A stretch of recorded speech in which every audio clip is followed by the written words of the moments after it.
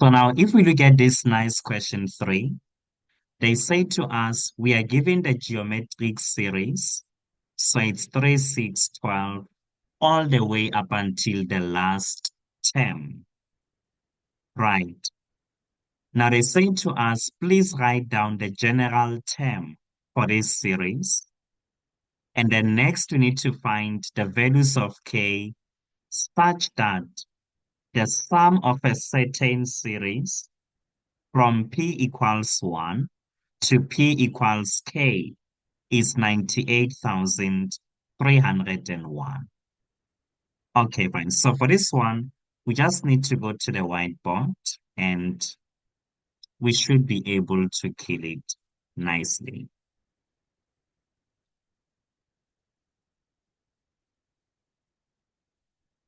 So this is the problem we are given. They say to us we have a geometric series. So it's 3, 6, 12, all the way to infinity.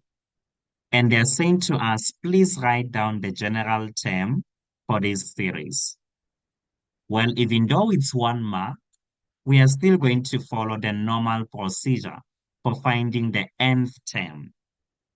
So firstly, we need to calculate the constant ratio. But for this one, we don't need to say term number 2 divided by term number 1 equals term number 3 divided by term number 2. We don't need to do this. Why? It's because we are told already that the series is geometric. So there's no need for that. So since they tell us the series is geometric, then we can go ahead and say, in order for us to calculate the constant ratio, we are just going to take term number 2 and divide it by term number 1. And then we get a solid 2. Well, that's all we need for the general term because we already know our first term. So now we can simply come and say, well, the nth term, we know that it's 8 times the constant ratio raised to the n minus 1. So in other words, the general term is going to be 3 times 2, and then we say this is raised to the power n minus 1. And then you get your 1 mark. Of course, they're just going to mark this one, but it was necessary for you to tell them everything that we just said. Right. Now, if we go to 3.1.2, this is what they say to us. They say, please determine the value of k such that the sum of this series from p equals 1 to p equals k is equal to 98,301. Now, firstly, we need to ask, what is this k? What is the name of this k?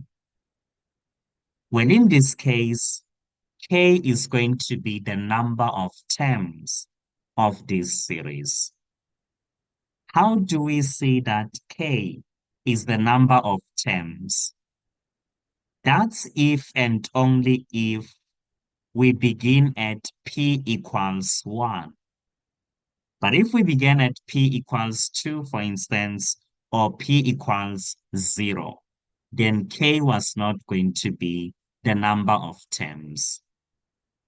Because remember, when you calculate the number of terms, you say it's the top value on your sigma minus the bottom value, which is this one, and you always add a 1. So in this case, we can see clearly that the number of terms are equal to k, right?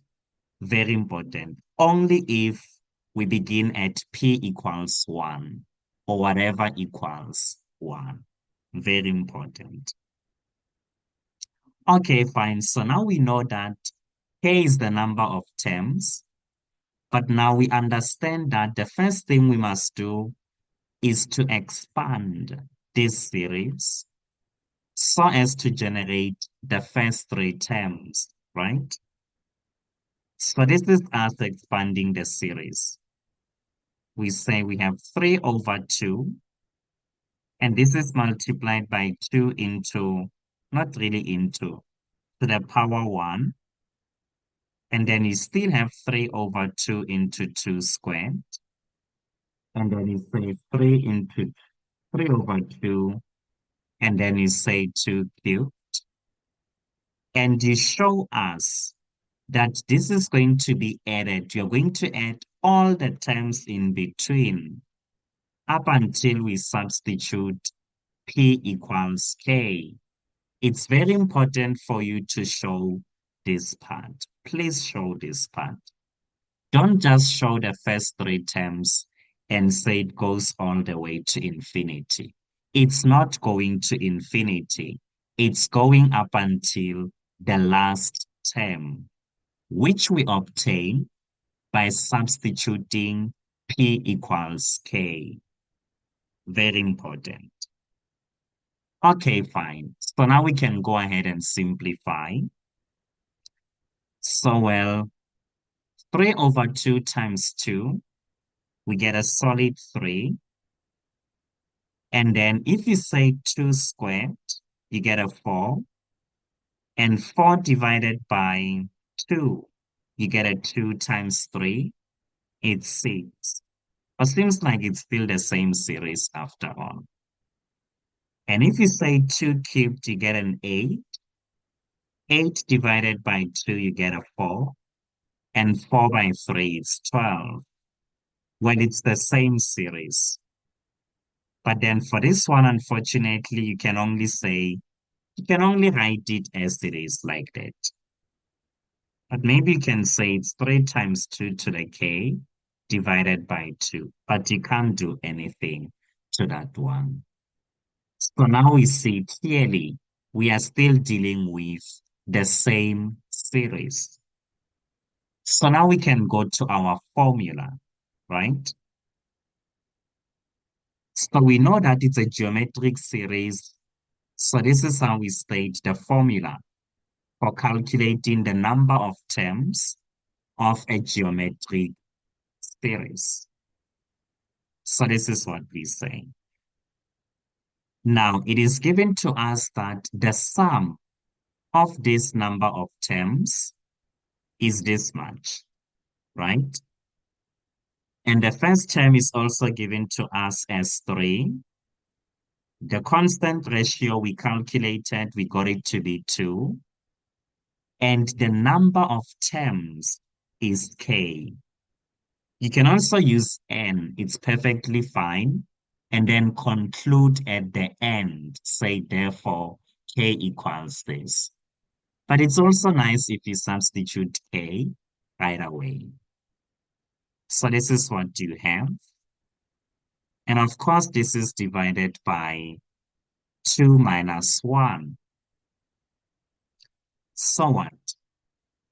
Well, if you say 2 minus 1, you get a 1, of course.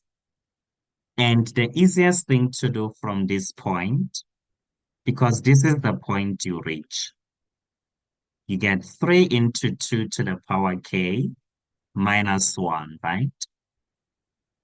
Well, you can choose to distribute your 3. However, the easiest thing you can do is to divide both sides by 3.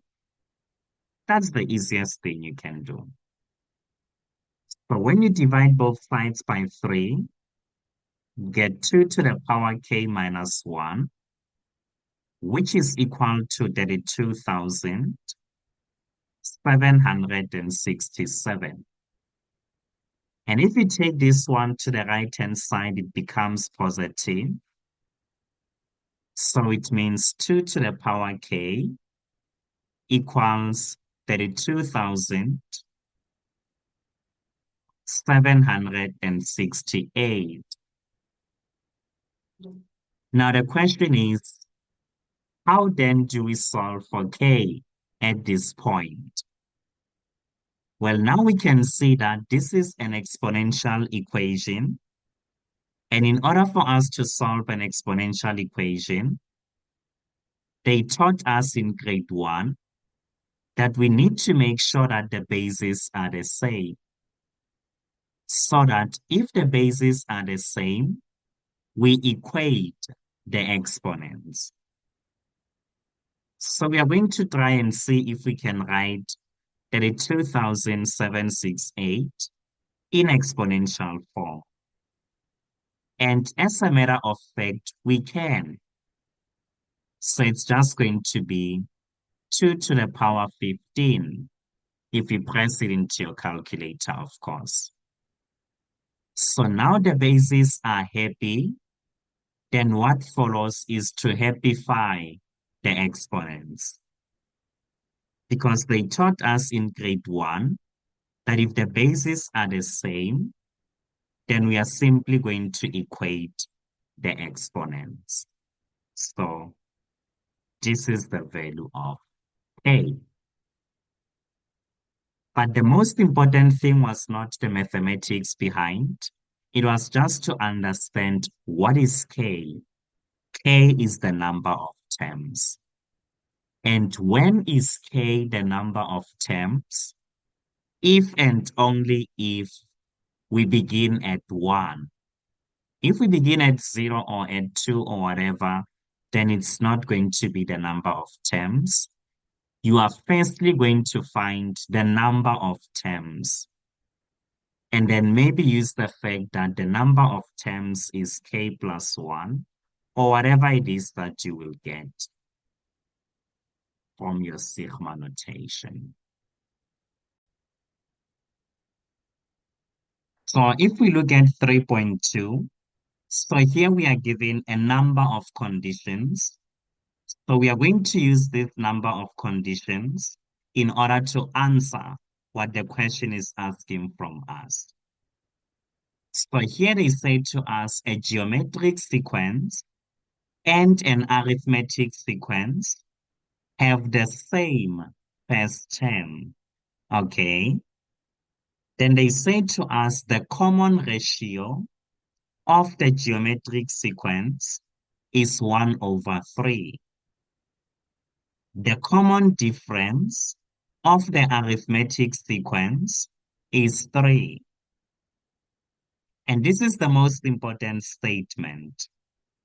They say to us the sum of 22 terms of the arithmetic sequence is 734 more than the sum to infinity of the geometric sequence.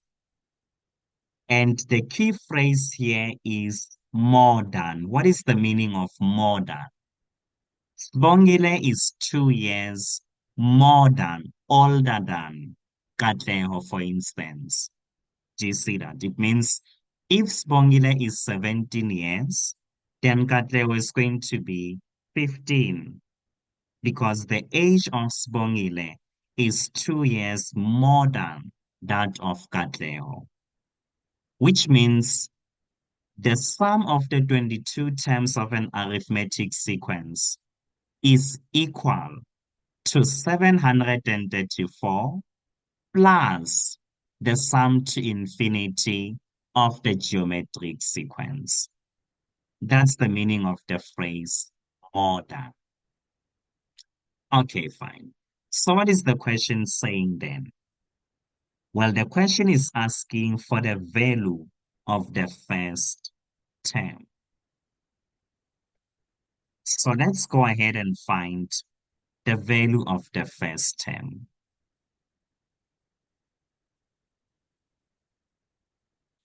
Well, the question is, how are we going to get this value of the first term, by the way? But remember, what we know is that the sum of 22 terms, it's just going to be equal to the sum to infinity plus 734. So this is what we are going to use in order to find the first term. So this means, firstly, we need to find the sum of these 22 terms of the arithmetic sequence. And then we come back and find the sum to infinity of the geometric sequence. So let's go ahead. So here we are just going to state this formula. And by the way, there's two formulae for the arithmetic sequence, right? But remember, in order for you to use the one that has the first term and the last term, that's if you know the last term. And in this case, we don't.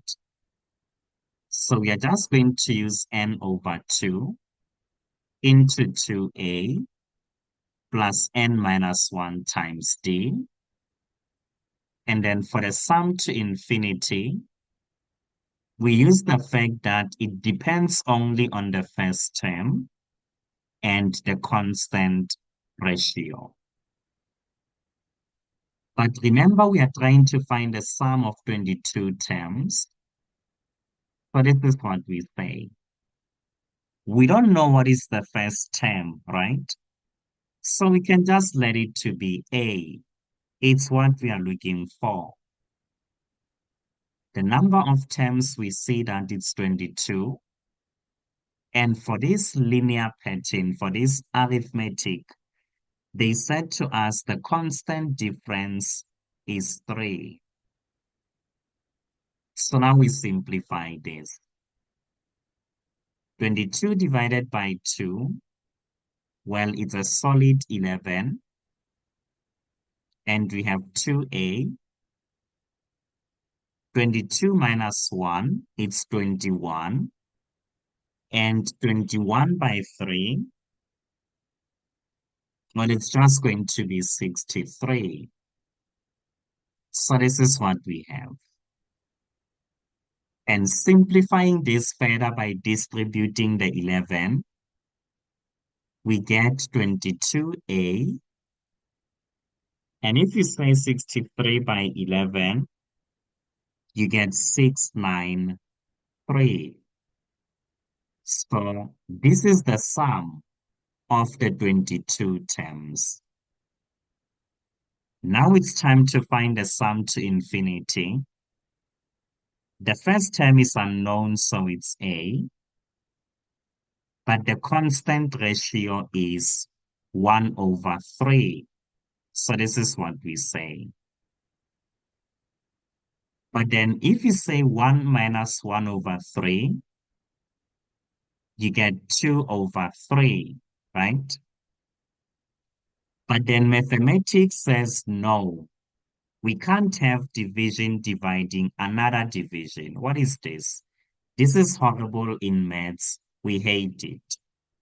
So we need to rewrite this fraction nicely. But this is how we are going to rewrite it. We are going to say, well, we write it as division. Then we say the division sign changes to multiplication. But now we multiply by the reciprocal of the denominator. So this is the sum to infinity. So we know the sum of the 22 terms. We also know the sum to infinity. Now it's time to relate these two. Using the formula I just erased, of course, because they said to us the sum of the 22 terms, it's just going to be 734 more than the sum to infinity. So now we substitute. We have 22a plus 693. And this is equal to 3 over 2a plus 734. Then where to from this point? It's an equation that contains a fraction. So we want to destroy the fraction right away. And how do we destroy the fraction? By multiplying each term with the LCD. And the LCD is going to be a 2 in this case. So what? Well, now we have 44A. And if you say 693 by 2, you get 1386. And here you get 3A. And if you say 3, in fact, 734 by 2, well, you simply get 1468. So now it's time to collect the like terms. You take this one to the left-hand side and take this one to the right-hand side, both of which become negative. So here we are left with 41A, but then on the right-hand side, we are left with 82. So if you say 82 divided by 41, then you find that the first term of each of these patterns is just going to be a solid 2.